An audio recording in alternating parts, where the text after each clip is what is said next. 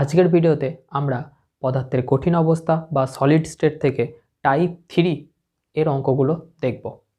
ঠিক আছে, যেখানে আমাদের আসবে বিভিন্ন যৌগের সংকেত নির্ণয়। বোঝা গেল? তো চলো, এখন দেখো টাইপ 3 অঙ্ক করতে গেলে তোমাকে কণা সংখ্যা এবং প্যাকিং দক্ষতা সম্পর্কে ভালো করে জানতে হবে। ঠিক আছে, আর আজকে আমরা এই ভিডিওতে একবারে প্যাকিং দক্ষতা কী করে বের করতে হয় সেটাও দেখিয়ে দেবো। ঠিক আছে, আর এই ইউনিটগুলো তো আমাদের আগেই জানা ছিল। 1 পিকোমিটার সমান 10⁻12 মিটার, 1 অ্যামস্ট্রং মানে হচ্ছে 10⁻8 centimetre, 1 nanometre equals to 10⁻9 metre এবং 1 ন্যানোমিটার ইকুয়ালস টু 10⁻7 সেন্টিমিটার। ঠিক আছে, এখন দেখো নাম্বার এ অর্থাৎ কণা সংখ্যা নির্ণয় করব ঘনাকাকার কোষে। এখন আমরা জানি আমাদের সমস্ত অঙ্ক কোথা থেকে থাকবে, ঘনাকাকার কোষ থেকেই থাকবে, তাই না? তো ঘনাকাকার কোষ মানে কিউব।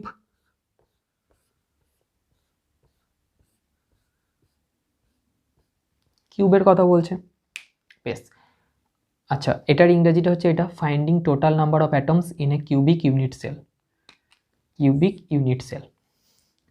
এখন দেখো আমরা জানি আমাদের এই 4 প্রকারের একক কোষ হয়: সরল, পৃষ্ঠকেন্দ্রিক, দেহকেন্দ্রিক এবং প্রান্তকেন্দ্রিক।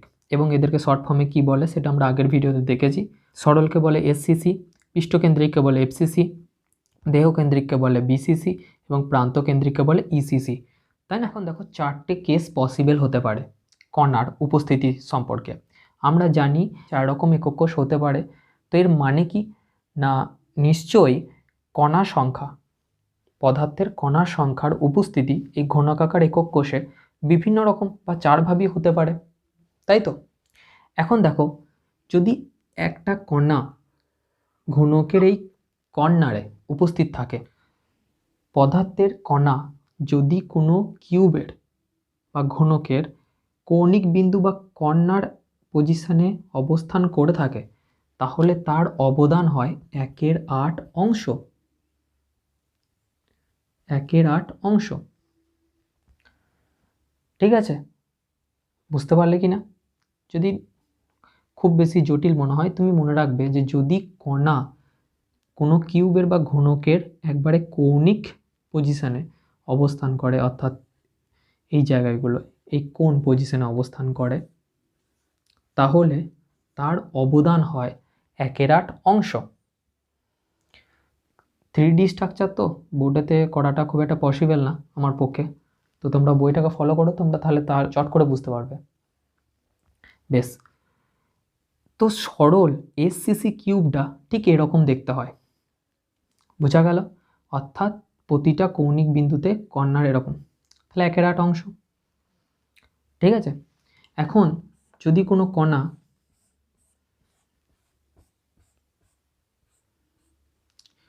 ধরো এই কিউবটার ভেতরে একদম অবস্থান করছে, অর্থাৎ একটা কিউব আছে, তার ভেতরে একটা গোটা কণা আছে, তাহলে তার অবদান কত হবে? এই ভেতরে যদি কণাটা থাকে, গোটাগুটি 1 অংশ। অর্থাৎ যদি কোনো কণা কিউবের ভেতরে থাকে, তার অবদান হয় 1 অংশ। ঠিক আছে, তৃতীয়, যদি কোনো কণা কিউবের এই তলে, এই উপরিতলে, এইখানে, ওই দিকটায় আর এই দিকটায়, অর্থাৎ 6টা তলে অবস্থিত হয় কোনো কণা, অর্থাৎ কিউবের উপরিপৃষ্ঠে একটা কণা আছে হাফ পোর্শন, এটারও তাই, এটারও তাই, এটারও তাই। ঠিক আছে, অর্থাৎ যদি পৃষ্ঠ তল বরাবর এই 6টা তলেই যদি কণা থাকে কোনো কিউবের, তাহলে তার অবদান হয় হাফ অংশ। ঠিক আছে, আর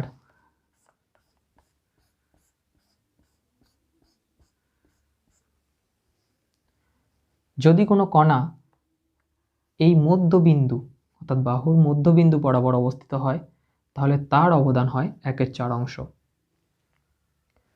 ঠিক আছে, মনে থাকবে? বেশ, আরেকটা জিনিস যেটা তোমাকে খেয়াল রাখতে হবে, অবশ্যই খেয়াল রাখবে, এবং এটা তুমি বই দেখলেই বুঝতে পারবে, যে এই যে আমরা কণাটাকে এঁকেছি, এই কণাটা মনে হচ্ছে যেন এদের মধ্যে কোনো একটা বন্ধন রয়েছে বা তার একটা দূরত্ব রয়েছে, ব্যাপারটা তা নয়, এই কণা দুটো একে অপরের গায়ে লেগে থাকে এরকম করে, ঠিক আছে। আমি বোঝার সুবিধাতে 2D 3D জিনিস 2Dতে তো করা পসিবল না, তো সেই জন্য বোঝার সুবিধাতে আমি একটু দূরে দূরে করেছি কণাগুলোকে। কিন্তু অ্যাকচুয়ালি এরা সবাই যদি কর্নারে কোনো জায়গায় পজিশনে কোনো অ্যাটম থেকে থাকে, তাহলে তারা এরকম পজিশনে আছে একে অপরের সাথে, পুরো জোড়াবন্ধ হয়ে আছে। সেই জন্য তুমি বুঝতেও পারো যে দেখো এই কণাগুলো এক একটা কি গোলক, দেখো সব গোল এঁকেছি। তো কণা মানে তুমি অবশ্যই তার শেপ কি, তার শেপ হচ্ছে সার্কেল, ওকে, বেশ, মানে বৃত্ত, তাই না। এখন এই বৃত্তের নিশ্চয়ই কী থাকবে, ব্যাসার্ধ থাকবে, এরও তাই, সেন্টার পয়েন্ট থেকে ব্যাসার্ধ থাকবে। অর্থাৎ এই বৃত্তের ব্যাসার্ধ আর এই বৃত্তের ব্যাসার্ধ আর হলে আমরা বলতে পারি দুটো কণার মধ্যে দূরত্ব কত, একটা কিউব ইউনিট সেলের 2r, ঠিক আছে। একটা বেসিক কনসেপ্ট তোমাকে জানানো ছিল তাই জানিয়ে দিলাম। বেশ, এবারে এখন দেখো সরল বা এসসিসি কিউবিক ইউনিট সেলের ক্ষেত্রে আমাদের অ্যাকচুয়াল গঠনটা হয় এটা, কণাগুলি প্রত্যেকটি কর্নারে, একটা কিউবের প্রত্যেকটি কর্নারে অবস্থান করে। তো আমরা জানি এক একটা কণা 1/8 করে অবদান দিচ্ছে এই কিউবটাতে। তাহলে এখানে কতগুলো কণা আছে, 8টা কণা আছে, 8টা কণা আছে টোটাল। তাহলে 8 8 কেটে গেল 1। তো সরল বা এসসিসির ক্ষেত্রে টোটাল মোট কণা সংখ্যা কত, 1। ওই জন্য আমরা লিখছিলাম, দেখবে আগের ভিডিওগুলোতে, এসসিসি কণা সংখ্যা হচ্ছে 1, ঠিক আছে। পৃষ্ঠকেন্দ্রিক বা এফসিসির ক্ষেত্রে এরকম, পৃষ্ঠকেন্দ্রিক বা এফসিসি ক্লাসের ক্ষেত্রে দেখো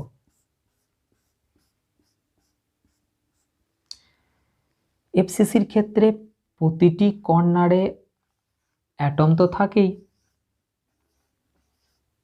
প্রতিটি কর্নারে অ্যাটম থাকে, তো তাদের অবদান 1/8 করে অবশ্যই বটে, এবং 8টি অ্যাটম থাকলে অবদান 1 মোট কর্নারের অ্যাটমগুলোর।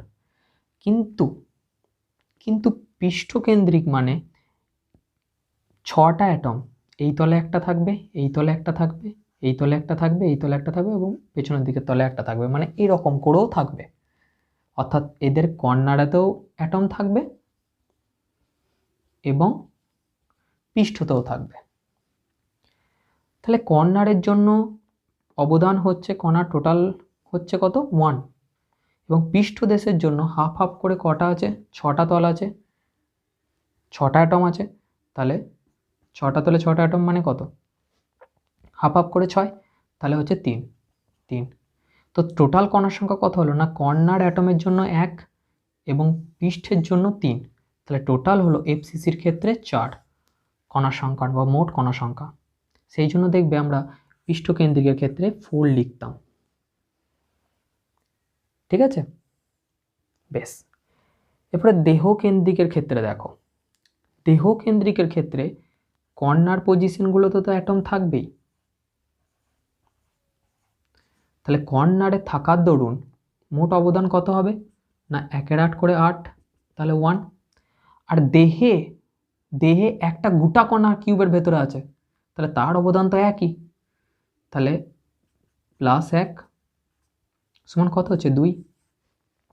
ওই জন্য দেহকেন্দ্রিকের দেখবে ক্ষেত্রে আমরা 2 লিখছিলাম কণার অবদান, ঠিক আছে। আর যেহেতু প্রান্তকেন্দ্রিক এর অস্তিত্ব নেই ক্লাসে, সেই জন্য এটার ক্ষেত্রে আমরা বার করব না, বাট আমরা বুঝে গেছি যে প্রান্তকেন্দ্রিকের ক্ষেত্রে এই পজিশানে মিডিল পয়েন্টে, বাহুর মিডিল পয়েন্টে অ্যাটমটি থাকবে এবং তাদের প্রত্যেকটির অবদান 1/4 করা হবে, ঠিক আছে। দেখো প্যাকিং দক্ষতা মানে ধরো একটা কিউব আছে,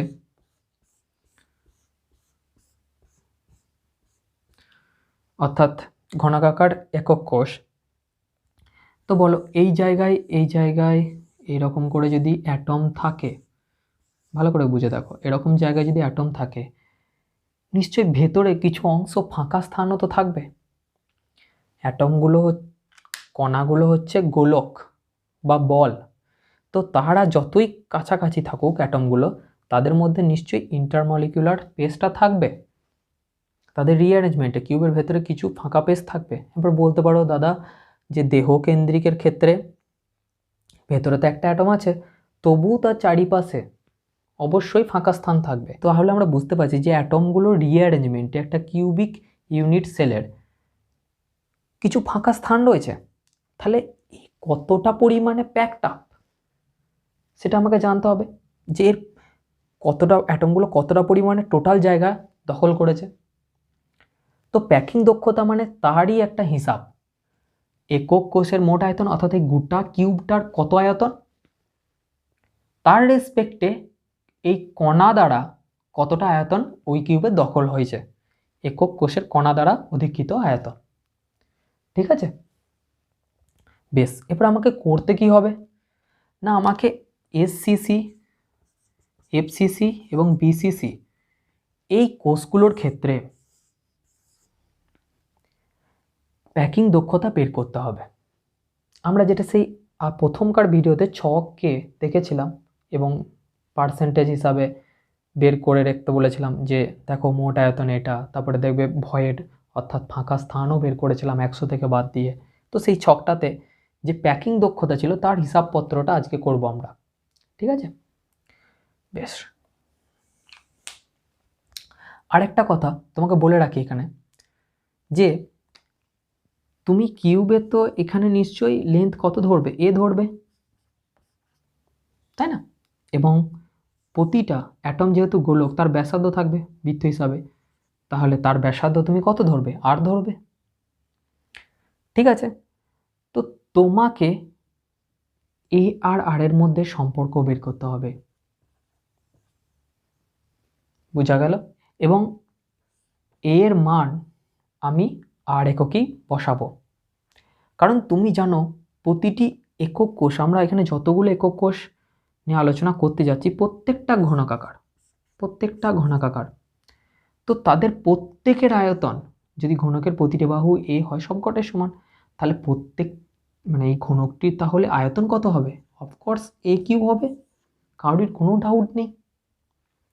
তাহলে একক কোষের মোট আয়তন নিশ্চয়ই এ কিউ প্রতি ক্ষেত্রে হবে, এসসিসির ক্ষেত্রেও হবে। প্যাকিং দক্ষতা যখন বের করব, যে এখানে আমরা এ কিউ লিখব, এফসিসির ক্ষেত্রেও এ কিউ লিখব, বিসিসির ক্ষেত্রেও এ কিউ লিখব। কিন্তু তোমাকে এখানে যে কাজটি করতে হবে, এ কিউ তো লিখব, ঠিক আছে, কিন্তু এ আর আর এর মধ্যে আমাকে সম্পর্ক বের করতে হবে, এবং এখানে এই এর মানটি আর এর রেসপেক্টে লিখতে হবে। বাস এই একটি জায়গা খালি একটু প্রবলেম আছে ক্যালকুলেশনের, বাকি আর কোথাও কিছু অসুবিধা নেই প্যাকিং দক্ষতা বের করার। ঠিক আছে, তো চলো দেখি। তো এখন এসসিসি বা সরল একক কোষের ক্ষেত্রে আমরা প্যাকিং দক্ষতা বের করব। তো আমরা জানি সরল বা এসসিসি একক কোষ নিশ্চয়ই ঘনকাকার এইভাবে দেখতে হয়, যার এখানে একটা অ্যাটম আছে এবং এই কোণেতেও একটা অ্যাটম আছে। আমি সবকটা অ্যাটম আঁকলাম না, আর আমরা জানি এর ক্ষেত্রে কণার সংখ্যা কত হয়,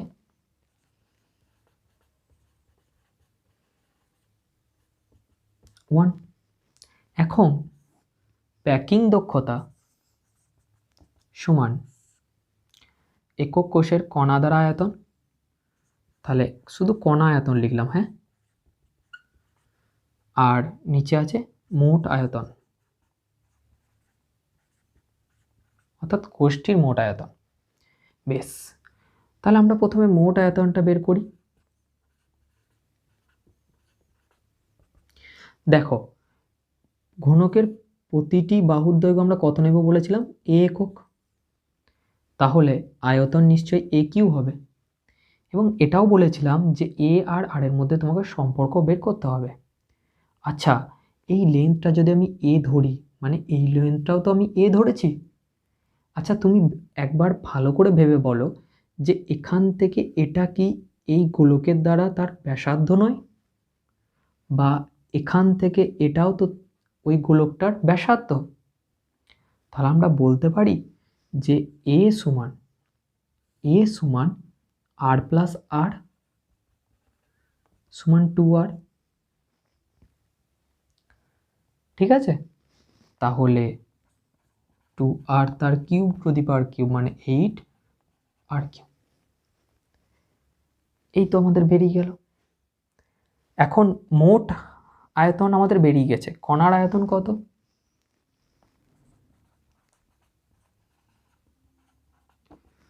দেখো কণার আয়তন বের করতে হবে। আচ্ছা ভালো করে বলো, এক একটা কণা কি বৃত্ত বা গোলক? তো তাহলে নিশ্চয়ই তাদের আয়তন 4/3πr³ হবে, 4/3πr³। এটা আমরা করে এসেছি, আমরা জানি একটা গোলক বা বৃত্তের আয়তন হয় 4/3πr³। এখন কতগুলো কণা আছে না, এসসিসির ক্ষেত্রে কণার সংখ্যা তুমি জানো 1, তাহলে মোট কণা দ্বারা অধিকৃত আয়তন কত হবে না 4/3πr³ ইন্টু 1। একটা কণার আয়তন এটা, তাহলে এখানে টোটাল কণা আছে 1, তাহলে 1 ইন্টু এটা, তাহলে সেই আমার এলো কি 4/3 বাস। এই মানটি আর এই মানটি এরপর আমি বসিয়ে দেব এখানে প্যাকিং দক্ষতা। তাহলে কণার আয়তন কত 4/3πr³ বা 4/3πr³, মোট আয়তন কত 8r³। তো r³ কেটে গেল। এখন 4/3 ইন্টু 1/8π, 4 2 যা কেটে গেল, 4 2 যা 8, তাহলে π/6। পায়ের মান এখানে তোমরা 22/7 বসাবে, উত্তর আসবে 0.524। তাহলে প্যাকিং দক্ষতা সরল কোষের ক্ষেত্রে 0.524, ঠিক আছে? বেশ, এরপরে যদি তোমাকে বলে যে পার্সেন্টেজ এককে বলো যে কত পার্সেন্ট প্যাকিং দক্ষতা, তাহলে নিশ্চয়ই তুমি জানো যে যেটা বেরোবে এই যে 0.524 তাকে 100 দ্বারা মাল্টিপ্লাই করে দিলেই হয়ে যাবে। এটা পার্সেন্টেজের নিয়ম অঙ্ক, ডেসিমিলকে 100 দ্বারা মাল্টিপ্লাই করো তাহলেই পাবে। তো 52 পর্যন্ত নাও, তাহলে 52.4%। তাহলে 52.4%ই হচ্ছে প্যাকিং দক্ষতা সরল কোষের ক্ষেত্রে। আর যদি বলে কতটা ফাঁকা স্থান আছে, তাহলে 100 মাইনাস 100% থেকে তুমি কত 52.4%কে বিয়োগ করে যেটা পারলে সেটাই তোমার হয়ে যাবে কি উত্তর, ফাঁকা স্থান ততটাই আছে, ঠিক আছে? এখন দ্বিতীয় এফসিসি বা পৃষ্ঠকেন্দ্রিকের ক্ষেত্রে আমরা প্যাকিং দক্ষতা বের করব। তো পৃষ্ঠকেন্দ্রিকের ক্ষেত্রে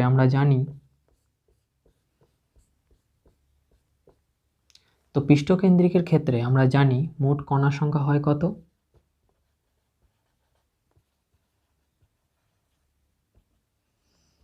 4। বেশ, তো প্যাকিং দক্ষতা মানে কণার আয়তন বাই মোট আয়তন, ঠিক আছে? এখন মোট আয়তন কত ভালো করে ভেবে দেখো, এখান থেকে এই লেন্থটা হচ্ছে এ কিউবটার, তাহলে মোট আয়তন হচ্ছে এ কিউব। এবার আমরা জানি যে এর আর আর এর মধ্যে সম্পর্ক বের করতে হবে। তাহলে কণাগুলো কোথায় আছে,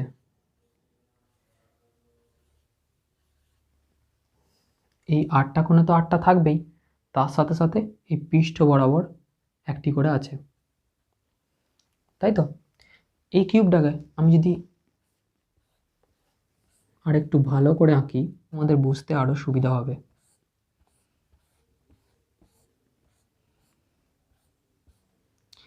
তাহলে ভালো করে ভেবে দেখো, এখানে একটা কণা আছে, এখানে একটা কণা আছে, আর এই পৃষ্ঠ বরাবর একটা কণা আছে, অবশ্যই এখানেও একটা কণা আছে। আমি দূরত্ব এখানে বাড়ালেও, এই দূরত্ব বাড়ালেও তোমরা জানো এই কণা এই কণার সাথে ঠিক আছে, এই কণা এই কণার সাথে ঠিক আছে, এখানে যে কণাটা আছে সেটাও ওর সাথে ঠিক আছে, সেটাও এর সাথে ঠিক আছে, ওর সাথে ঠিক আছে। এখন আমাকে এ আর আর এর মধ্যে সম্পর্ক বের করতে হবে। ঠিক আছে, তোমরা ভাবতে পারো আগেরটার মতো এটা তো 2r হলেই হয়ে যেত, আর প্লাস আর তো 2r হয়ে গেল, তাহলে এই কিউব বসালে 8r কিউব হয়ে যাবে ইজিলি। কিন্তু তুমি দেখো এই ভেতরকার কণাটা মিস হয়ে যাচ্ছে, তাই না? ওর অবদান আর এর মধ্যে দিয়ে তো ওর ব্যাসার্ধ আসছে না। তাহলে তোমাকে কি করতে হবে এখানে, ভালো করে এই দিকটা ভেবে দেখো। এখান থেকে আমি যদি এইখানে একটি ডায়াগোনাল টানি, তাহলে এই কোণটা তোমার কি 90 ডিগ্রি, 90 ডিগ্রি। ভালো করে ভেবে দেখো, এই যে ত্রিভুজটা, এবং পাইথাগোরাসের নিয়ম যদি আমি এখানে অ্যাপ্লাই করি, তাহলে দেখো এটা কি লম্ব, এটা ভূমি, আর এটা অতিভুজ। লম্বের স্কোয়ার প্লাস ভূমি স্কোয়ার সমান হচ্ছে অতিভুজের স্কোয়ার। তাহলে এটা যদি আমি এ বি নাম দিই আর এটা যদি আমি সি নাম দিই, তাহলে অতিভুজের স্কোয়ার মানে এ বি স্কোয়ার সমান হচ্ছে BC square plus AC square, তাই তো? এখন এ বি সমান root under BC square plus AC square. এটা আমি ধরেছিলাম কত, এ, এটাও ধরেছিলাম আমি কি এ। তাহলে নিশ্চয়ই বিসি বা এসির লেন্থ কত হবে, এ সেম হবে। তাহলে root under A square plus a square সমান হচ্ছে রুট আন্ডার 2a স্কোয়ার সমান হচ্ছে a রুট 2। ঠিক আছে, a রুট 2। বেশ, এখন a রুট 2 মানে কি, তোমার এবির লেন্থ, এবি যে রেখাটা, সেই রেখাটা এই একটা গোলক, এই একটা গোলক, এই একটা গোলকের রেসপেক্টে গেছে। আর তুমি জানো এই তিনটে গোলক একে অপরের সাথে জুড়ে আছে একই ডায়াগোনাল বরাবর। তাহলে এর এইটুকু ব্যাসার্ধ, এইটার আর প্লাস আর, তাই না, 2r ব্যাসার্ধ, আর এইটার কি একটা আর ব্যাসার্ধ। তাহলে টোটাল কটা আর হলো, এই একটা আর, এর আর আর, আর এর আর, তাহলে মোট হচ্ছে 4r। তাহলে এ বি যেটা আমার এ রুট 2 বেরিয়েছে ডায়াগ্রাম রেসপেক্টে, আর আমরা ছবিতে দেখে বুঝতে পারছি যে এই ডায়াগোনালটার অ্যাকচুয়ালি লেন্থ 4r হওয়ার কথা, আর প্লাস আর প্লাস আর প্লাস আর, 4r হওয়ার কথা, তাই তো? এ বির লেন্থ আমি পিকচার দেখে যা পাচ্ছি আর প্লাস আর প্লাস আর প্লাস আর, তাহলে 4r হওয়ার কথা। তাহলে আমার 4r সমানই তো এ রুট 2। ভালো করে ভেবে দেখো, তাহলে 4r সমান হচ্ছে এ রুট 2। তাহলে এ সমান 4r বাই রুট 2। বুঝতে পেরেছি। এখন আমার মোট আয়তন চাই কিন্তু, হ্যাঁ ভুলে গেলে চলবে না আমি কি করতে এসেছি। এটা মুছে দিচ্ছি।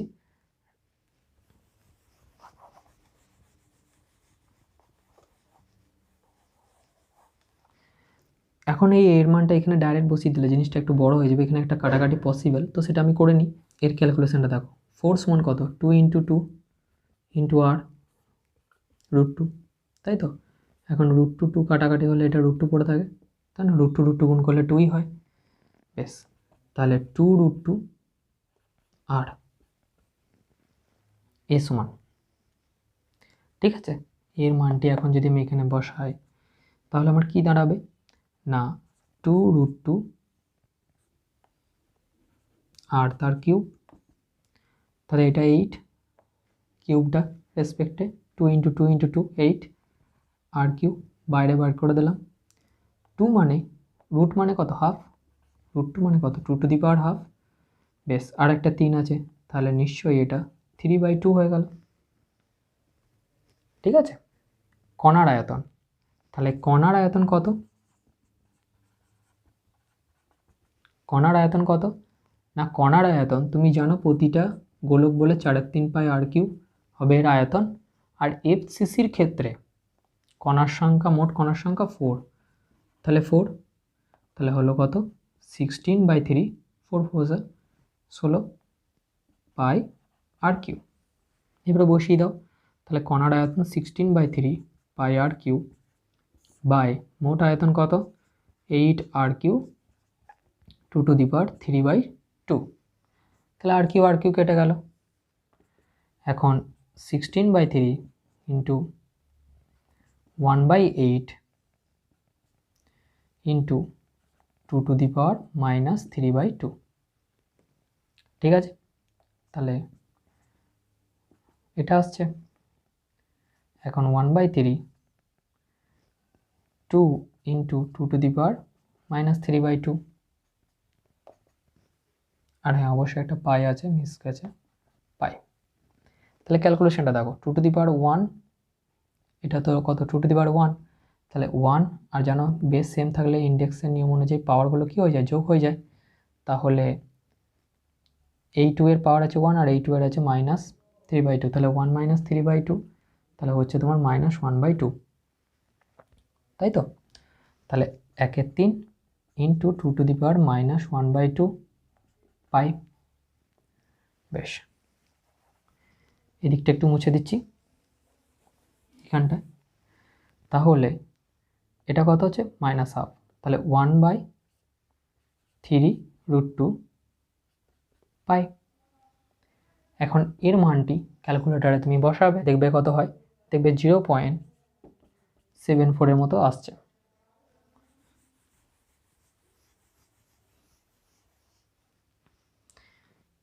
হান্ড্রেড মাল্টিপ্লাই করলে তোমার কি বেরোবে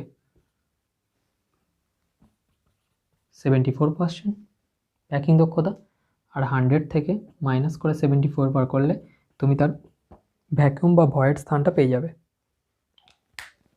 ঠিক আছে, বুঝতে পেরেছ?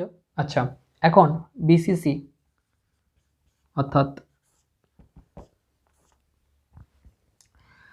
দেহকেন্দ্রিক একক কোষের ক্ষেত্রে প্যাকিং দক্ষতা দেখো।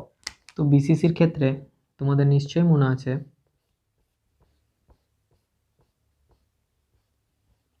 আমি আর 8টা কণাতে কণাগুলোকে আঁকলাম না, এই গোল গোল গোল গোল, ঠিক আছে। তবে বিসিসি ক্লাস একক কোষের ক্ষেত্রে যেটা মেন সেটা হচ্ছে মধ্যেখানে একটি কণা থাকে, গোটা কিউবটার ভেতরে ধরতে পারো, তাই না? বেশ, তো লেন্থ এ ধরে নিয়েছি আমি, কণার ব্যাসার্ধ আর আছে, সেটা তো ধরেই রেখেছি। এখন বিসিসি ক্লাসের ক্ষেত্রে মোট কণার সংখ্যা কত হয়?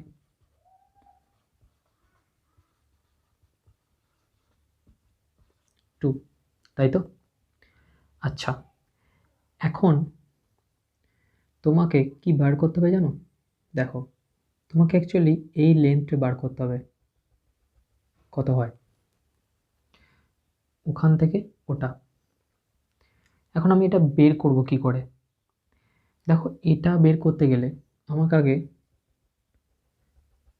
এটা বের করতে হবে, অর্থাৎ এফসিসির ক্ষেত্রে যেমন করে আমরা এই অতিভুজের দৈর্ঘ্য বার করছিলাম, এটাকে 90 ডিগ্রি ভেবে, এটা বের করতে হবে এই লেন্থটা। তারপরে এটাকে 90 ডিগ্রি ধরে এর অতিভুজের দৈর্ঘ্য আমরা বের করব। তখন এটা লম্ব, এটা তোমার ভূমি হয়ে যাবে, আর ওটা তখন ওর ত্রিভুজটার অতিভুজ হয়ে যাবে। অর্থাৎ এ বি সি ডি যদি নাম দিই, আমি প্রথমে বিডি বের করব, লাইক এফসিসি, অর্থাৎ এফসিসি ক্লাসগুলোর ক্ষেত্রে যেমন বার করলাম, কোন রেসপেক্টে? ত্রিভুজ বিডিসি এর রেসপেক্টে। তারপরে আমি এডি বের করব, ঠিক আছে। এখন এডি বের করতে গেলে আমাকে কি করতে হবে না, এই ত্রিভুজ এডি বি, যদিও বি কোণটা সমকোণ তৈরি হয়েছে তো এটা দেওয়াই বেটার, আর এখানে সি কোণটা বি, যে কোণটাতে কোণ তৈরি হয়েছে সেটা আমরা মিডিলে দিলাম, কোনো পার্থক্য কিছু ব্যাপার নেই, বাট দেওয়া ভালো। তো এডি লেন্থটা পেতে, ত্রিভুজ থেকে পেতে গেলে তখন আমি সেরকম পাইথাগোরাস করব, কিন্তু তার আগে আমাকে এটা পেতে হবে, তাই না? এটা পেতে হবে। তো তুমি খুব ভালো করে জানো যে এটার লেন্থ এফসিসির মতো কি আসবে, পেতে হবে, ঠিক আছে। এখন প্যাকিং দক্ষতা মানে আমাদের এই ফর্মুলাটা তো আছেই, তো ওটাকে ছাড়ো। এখন মোট আয়তন, কোষটির মোট আয়তন এ কিউ, কিন্তু আমাকে এ কিউটা আর এর সাপেক্ষে বলতে হবে। তাহলে দেখো, ত্রিভুজ BCD এর ক্ষেত্রে BD সমান root under a square plus square সমান 2 root square plus square a square plus square, তাই না? তাহলে তোমার এটা হচ্ছে কি a√2। খুব ভালো কথা। তাহলে এটার লেন্থ বিডির লেন্থ আমি পেয়ে গেছি a√2। এটা কত? এ তো সব গণকের চারিদিকে সমস্ত বাহুর দৈর্ঘ্য লেন্থই হচ্ছে এ। তাহলে এডি সমান ওই অতিভুজের ব্যাপারটাই অ্যাপ্লাই করছি, কিন্তু লম্ব স্কোয়ার প্লাস ভূমি স্কোয়ার। দেখো লম্ব স্কোয়ার প্লাস ভূমি স্কোয়ার, তাহলে রুট আন্ডার নিশ্চয়ই হবে তোমার, বলো কি AB স্কোয়ার, তাই না? লম্ব স্কোয়ার যেটা, তাহলে সেটা হচ্ছে এ স্কোয়ার। তারপরে বলো বিডি স্কোয়ার, ভূমি স্কোয়ার যেটা, সেটার মানটাই কত? সেটার মানটাই কত? a√2 তার স্কোয়ার। দেখো বুঝতে পারলে কি না? তাহলে আমরা এডি পেয়ে গেলাম। এখন তুমি খুব ভালো করে বলো যে a square plus a square into 2 root under, তাই তো? তাহলে এটা কি হবে? 3a square, 2a square plus a square মানে কত? রুট আন্ডার 3a স্কোয়ার, তাই তো? তো এটা বাইরে এলো মানে a√3, কারেক্ট? এখন তোমাকে মনে রাখার জন্য আমি পার্টিকুলারলি বলে দিচ্ছি, তুমি এভাবেও মনে রাখতে পারো যে এফসিসির ক্ষেত্রে হয় কত? a√2, বিসিসির ক্ষেত্রে হয় কত? a√3। এডি কেন বার করলাম বুঝতে পেরেছো তো? কারণ দেখো এডি ডায়াগোনালটার মধ্যে দিই, মানে রেখাটার মধ্যে দিই ওই আমার ভেতরকার যে কণাটা ছিল তার মধ্যে দিয়ে গেছে। তাহলে নিশ্চয়ই এখানে একটা কণা আছে, এখানে একটা কণা আছে, এবং এই তিনটে কণা লেগে আছে।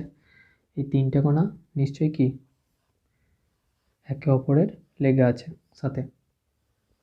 এবারে জানো তুমি এর অর্ধেকটা পাবে, কণাতে যেটা আছে অর্ধেকটা পাবে, তাহলে আর এটা 2r, আর প্লাস আর 2r, আর এটার হাফটা পাবে এই যে, তাহলে এটাও কত হচ্ছে? 4r। তাহলে 4r সমান হচ্ছে তোমার a√3, এ সমান হচ্ছে 4r/√3। এর মানটা বসিয়ে দাও, তাহলে 4r/√3 তার কিউব, তাহলে 4 4 16, 4 16 64, আর কিউব 3/2। মোট আয়তন কণার না প্রতিটা কণার 4/3 পাই আর কিউব করে তাদের আয়তন। এবারে এই কণার সংখ্যা কত হয় মুছে দিয়েছি 2, তাই তো? বিসিসির ক্ষেত্রে কণার সংখ্যা 2 হয়, তাহলে এটা হলো 8 3 পাই আর কিউব। এখন 8 3 pi r cube, 8 3 pi r cube by মোট আয়তনটা 64 into r cube by 3^3/2। R cube তো কেটে গেল। এখন 8/3 ইন্টু 3/64 ইন্টু পাই আছে, এবং এই 3টার মাথায় 3/2 আছে। তাহলে 8 দ্বারা কাটো, 8 8 64, আর এই 3 পাওয়ার 1 আছে, ওর আছে 3/2, তাহলে নিশ্চয়ই 3 টু দি পাওয়ার কত হবে? 3/2 - 1 বাই 8 পাই। তাহলে কত হচ্ছে এটা? 3, তাই না? দেখো এটা যদি তুমি বিয়োগটা করো 3/2 - 1 পাওয়ারের বিয়োগটা, তাহলে কত হবে? 2, 3 - 2, তাহলে হচ্ছে 1/2 হাফ, ঠিক আছে? তাহলে √3/8 ইন্টু পাই, পায়ের মান 22 সব বসাবে 0.68, ঠিক আছে? 0.68 যে প্যাকিং দক্ষতা তুমি পেয়েছো, 0.68 যে প্যাকিং দক্ষতা পেয়েছো তার সাথে 100 মাল্টিপ্লাই করলেই 68% হয়ে যাবে প্যাকিং এফিসিয়েন্সি, আর 100 থেকে 68টাকে বাদ দিলেই তুমি পেয়ে যাবে কতটা ভয়েড বা ফাঁকা স্থান আছে সেটা। তো তুমি দেখলে কি এসসিসির ক্ষেত্রে প্যাকিং এফিসিয়েন্সি কত হলো? 52.4%। এবং এফসিসির ক্ষেত্রে কত হলো, এফসিসির ক্ষেত্রে প্যাকিং এফিসিয়েন্সি কত হলো 74%, আর বিসিসির ক্ষেত্রে প্যাকিং এফিসিয়েন্সি হলো 68%। তাহলে বুঝতে পারছো যে এফসিসি পৃষ্ঠকেন্দ্রিক একক কোষের প্যাকিং এফিসিয়েন্সি সব থেকে বেশি, তাই না? বেশ, ঠিক আছে। আচ্ছা, তো এবার চলো আমরা অঙ্কগুলো করি। আচ্ছা, আমাদের প্রথম অঙ্ক চলে এসছে। দেখো কি বলেছে, বলেছে একটি ক্লাসাকার আয়নীয় যৌগ এম প্লাস ও এক্স মাইনাস, অর্থাৎ আয়নীয় যৌগের ক্যাটায়নটা হচ্ছে এম প্লাস এবং অ্যানায়নটি হচ্ছে এক্স মাইনাস, তারা ডিনোট হচ্ছে আয়নের সমন্বয়ে গঠিত। উক্ত যৌগের একক কোষ ঘনাকাকার এবং একক কোষের কৌণিক বিন্দুগুলিতে এম প্লাস আয়ন ও দেহ কেন্দ্রে এক্স মাইনাস আয়ন অবস্থান করে। যৌগের সম্ভাব্য রাসায়নিক সংকেত নির্ণয় করো। ওকে, বেশ। তো কেমিস্ট্রির অঙ্কে প্রথম রুলস, প্রথমে গোটা অঙ্কটা পড়বো না, প্রথম লাইনটি পড়বো, সেটি বুঝতে পারলে নেক্সট লাইনে যাব। একটি ক্লাসাকার আয়নীয় যৌগ এম প্লাস ও এক্স মাইনাস আয়নের সমন্বয়ে গঠিত। বেশ, তাহলে এম প্লাস এক্স মাইনাস আয়নীয় যৌগ আমাকে বলেছে, ঠিক আছে। উক্ত যৌগের একক কোষ ঘনাকাকার, হ্যাঁ আমাদের অঙ্কে যত অঙ্ক সলিড স্টেট থেকে আসবে বা পদার্থের কঠিন অবস্থা থেকে আসুক না কেন, সব ঘনাকাকার দিয়ে হবে, বলেই দিয়েছিলাম এটা প্রথম ভিডিওতে। তাহলে ঘনাকাকার দিয়েছে মানে কিউবের কথাই তো বলছে।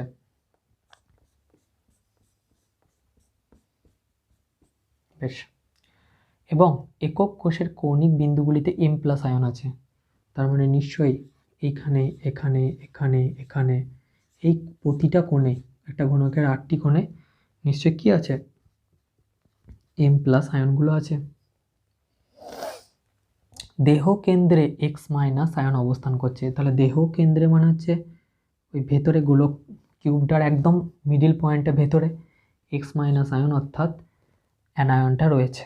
বাস, এই যে আমাকে বলে দিয়েছে না যে দেহ কেন্দ্রে এক্স মাইনাস আয়ন অবস্থান করে, এটি আমার সব থেকে বেশি ইম্পর্টেন্ট, কারণ আমি বুঝতেই পারছি যেটা বিসিসি ক্লাসের কথা দিয়েছে, বডি সেন্টার্ড কিউব, ওকে, অবস্থান করে। তাহলে যৌগের রাসায়নিক সংকেত কত?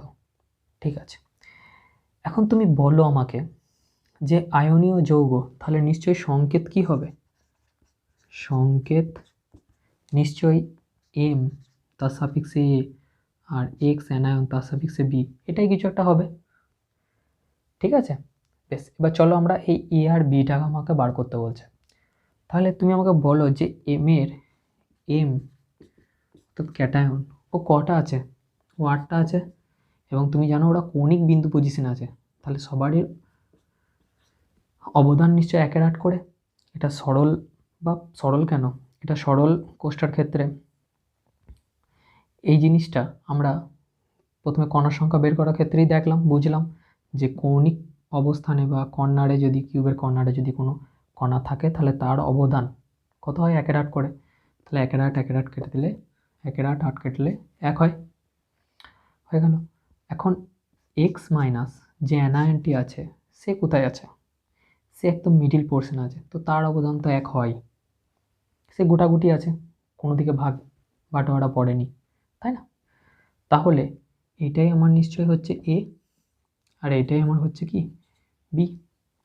তাহলে তুমি বলো A:B সমান হচ্ছে 1:1, তাহলে সংকেত আমার কি হলো? mx হয়ে গেল। এটি হলো উত্তর। বুঝতে পেরেছি? অঙ্কটাই বড়, দেখো কতটুকু উত্তর। চলো দ্বিতীয় অঙ্কটা করি। আচ্ছা, এখন দেখো আমাদের দ্বিতীয় নম্বর প্রবলেম চলে এসছে। একটি ক্লাসাকার যৌগ এ ও বি পরমাণুর সমন্বয়ে গঠিত। যৌগটির একক কোষ ঘনাকাকার। একক কোষের কৌণিক বিন্দুগুলিতে এ পরমাণু ও পৃষ্ঠ কেন্দ্রগুলিতে বি পরমাণু দ্বারা অধিকৃত থাকে। যৌগটির সংকেত বলো। বেশ, তো এই অঙ্কটা আগের অঙ্কটার মতনই, তাই না? তো দেখতেই পাচ্ছ যে প্রথম লাইনটা আমার খুব বেশি ইম্পর্টেন্ট নয়। একটি ক্লাসাকার যৌগ এ ও বি পরমাণু সমন্বয়ে গঠিত। যৌগটির একক কোষ ঘনাকাকার। ঘনাকাকার তো হতেই হবে, কারণ অঙ্ক আমাদের সব এখান থেকেই আসবে। তো একক কোষের কৌণিক বিন্দুগুলিতে এ পরমাণু আছে।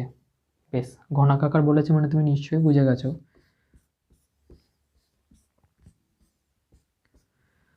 এটার কথা বলছে।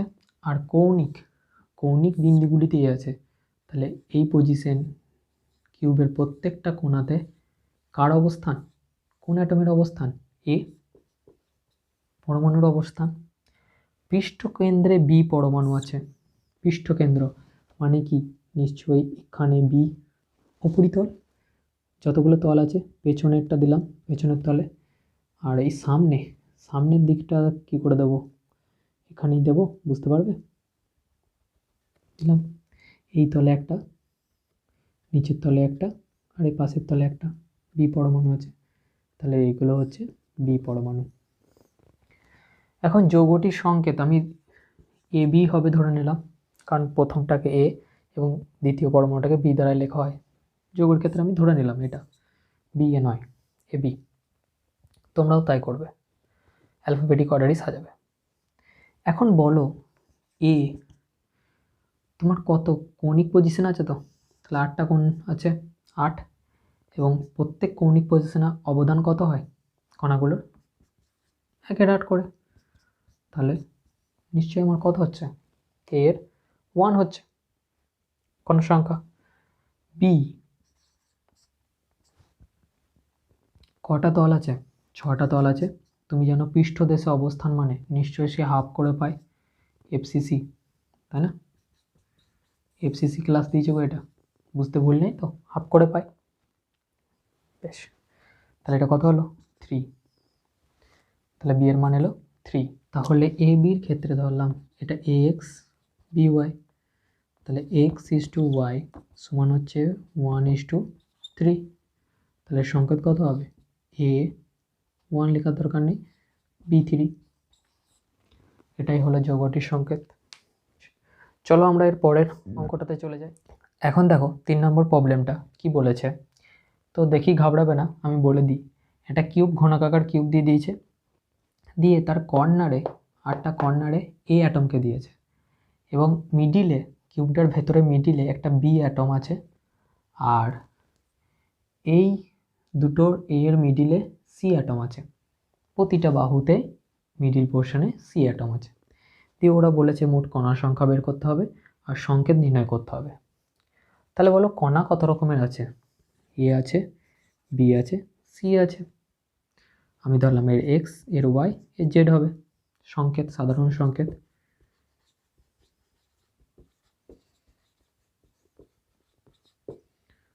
তাই তো? বেশ, তাহলে তুমি চট করে বলে ফেলো যে এর জন্য 8টা এ অ্যাটম আছে, প্রত্যেকের অবদান কর্নারে বা কৌণিক বিন্দুতে আছে বলে 1/8 করে, তো এর উত্তর হলো 1। তাহলে আমার এটাই হচ্ছে কি এক্স। বি অ্যাটম কতগুলো আছে, একটাই আছে মিডল পোর্শনে, ওর অবদান তো গোটা একই হয়, তাই না? তাহলে এটা হচ্ছে আমার ওয়াই মানটা। এখন সি অ্যাটম, দেখো তোমাকে বলেছিলাম যে প্রান্তীয়, তাই না, এন্ড সেন্টারের কথা মনে আছে, ইসিসির কথা বললাম, এটা পরীক্ষায় আসে না। সেই এন্ড সেন্টারের ক্ষেত্রে ওরা মানে কণাটা কোথায় ছিল, মিডিল পোর্শনে ছিল না, দিয়ে তার অবদান কত হচ্ছিল 1/4 করে, মনে আছে নিশ্চয়ই। বা মিডিল পোর্শনে থাকলেই তুমি যে কোনো কণার অবদান ধরে নেবে কত, কিউবে বা ইউনিট কোষটায় 1/4 করে। তাহলে 1/4 করে অবদান আছে, কতগুলো সি আছে, 1 2 3, মানে নিচে 4টে উপরে 4টে, 8টা 9টা 10টা 11টা 12টা, 12, 3, তাহলে 3, তাহলে এটাই হচ্ছে আমার জেড। তাহলে মোট কণা কটা হচ্ছে আমার 1 + 1 + 3 দ্যাট ইজ 5। আর সংকেত নিশ্চয়ই আমার এটা হবে এ বি C3। দেখো বুঝতে পারলে কিনা, পেরেছো বুঝতে? আচ্ছা চলো পরের প্রবলেমে। আমাদের 4র্থ নম্বর প্রবলেম চলে এসছে, যেখানে বলেছে R1 R2 R3 অনুপাত নির্ণয় করতে হবে। নির্ণয় করো। যেখানে আর হচ্ছে ব্যাসার্ধ, অবশ্যই আমরা জানি এটা, আর এ হচ্ছে কিনারার দৈর্ঘ্য। এবং কি বলেছে, সরল দেহকেন্দ্রিক ও পৃষ্ঠকেন্দ্রিক একক কোষের ক্ষেত্রে, তাহলে সরলের ক্ষেত্রে R1, দেহকেন্দ্রিকের ক্ষেত্রে R2, আর পৃষ্ঠকেন্দ্রিকের ক্ষেত্রে R3 ব্যাসার্ধ, তাদের অনুপাত নির্ণয় করতে হবে। এসসিসির ক্ষেত্রে R1 দেহকেন্দ্রিক বা দেহকেন্দ্রিকে BCC, তাই না, বডি সেন্টার্ড কিউব R2, আর পৃষ্ঠকেন্দ্রিক FCC, face centred cube R3। তাহলে এর ক্ষেত্রে সবাই নিশ্চয়ই এটা জানো, A/2 কিনারার দৈর্ঘ্য বাই 2। BCC বা দেহকেন্দ্রিক ক্ষেত্রে কত হয়, √3/4 × A, আর FCCর ক্ষেত্রে A/2 √2। বেশ, এখন এদের অনুপাত চেয়েছে, তো আর এর ভ্যালুগুলো তো আমরা জানি, বাস এটার অনুপাত বের করে দেবো। তাহলে দেখো কি হয়, R1 /R2 /R3 সমান হচ্ছে A/2 √3/4 A A/2 √2। তাহলে এ তো আউট হয়ে গেল, তাই না, তাহলে এখানে পড়ে হলো হাফ √3/4 1/2 √2। সবাই কি 4 বেশি টার্ম, তাই না, সবাই কি 4 দ্বারা মাল্টিপ্লাই করে দাও, তাহলে কত হচ্ছে দেখো, 4 × হাফ 4 × √3/4 4 ×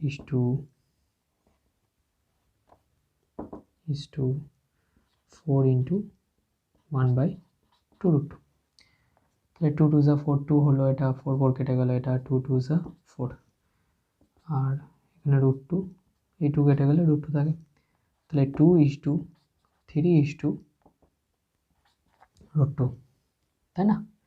বেশ, আর আমরা এটা তো জানি নাকি, 2 মানে আমরা কি লিখতে পারি, √2 × √2, নিচে আছে √2 √2 কেটে গেল, তাহলে √2। আচ্ছা, এখন দেখো আমাদের 5 নম্বর প্রবলেম চলে এসছে। সেটা কি বলছে, একটি ঘনাকাকার একক কোষের কণাগুলির দৈর্ঘ্য, একটি ঘনাকাকার একক কোষের কণাগুলির দ্বারা মোট আয়তন 5 × 10⁻21 সেমি⁻³ যদি একক কোষের বাহুর দৈর্ঘ্য 0.407 ন্যানোমিটার, তবে উক্ত একক কোষের কণার সংখ্যা কত। বেশ, এটি একটি খুবই ট্রিকি অঙ্ক, তো তোমরা এই ফরম্যাটটা মনে রাখবে। দেখো, কণার সংখ্যা নির্ণয় করতে দিয়েছে মানে, আচ্ছা আমাদেরকে স্টেপ বাই স্টেপ করাই। ওকে, তাহলে কেমিস্ট্রি অঙ্ক করার ক্ষেত্রে আমরা প্রথম নিয়ম কি বলেছিলাম, যে প্রথম লাইনটি পড়বো, সেটি বুঝতে পারলে দ্বিতীয় লাইনে যাব। তাহলে একটি ঘনাকাকার একক কোষের কণাগুলির দ্বারা মোট আয়তন, তাহলে কণাগুলির দ্বারা মোট আয়তন, কণাগুলি দ্বারা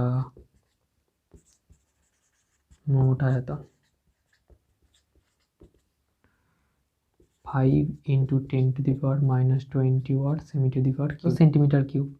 এখন কণাগুলির দ্বারা মোট আয়তন মানে একটু আগে আমরা বার করে এলাম 4/3πr³, তাই না, দিয়ে ইন্টু মোট কণা সংখ্যা,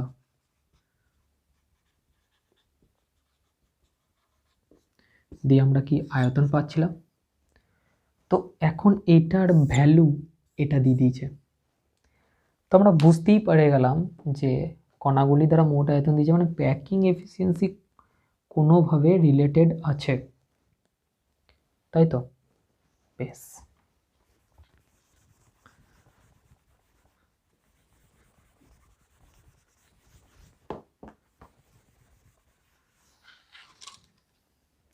এখন কি বলেছে, কোষের বাহুর দৈর্ঘ্য, তাহলে বাহুর দৈর্ঘ্য